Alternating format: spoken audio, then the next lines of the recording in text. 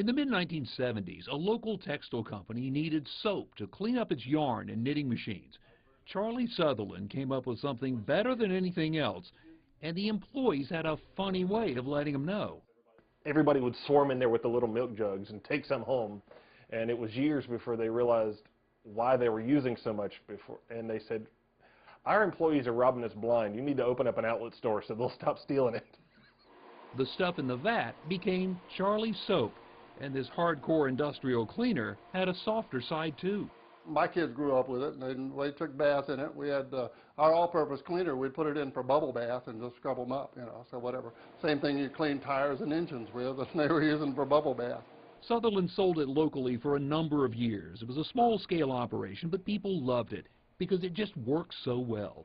Then in 2002, his sons came on board, rebranded and relaunched Charlie Soap as more than just a regional hit. So you've got green, you've got economical, you've got very, very powerful, and you got safe, all in a package. It's like I tell people still, it's the best thing you've never heard of. It's now available in powder or liquid, and a surface cleaner too.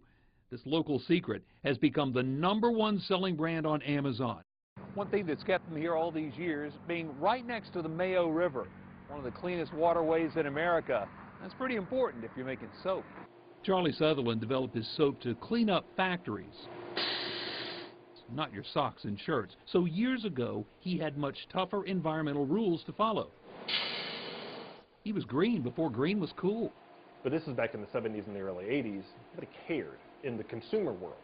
They did in the industrial world to clean up the industrial messes that were taking place. So when we created the product, we were well ahead of the curve.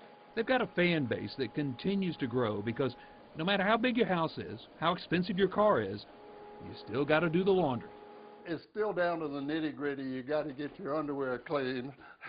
Nothing you can do about that, and we're right there to do the job for them. Charlie knows, and now people all across America and around the world know too.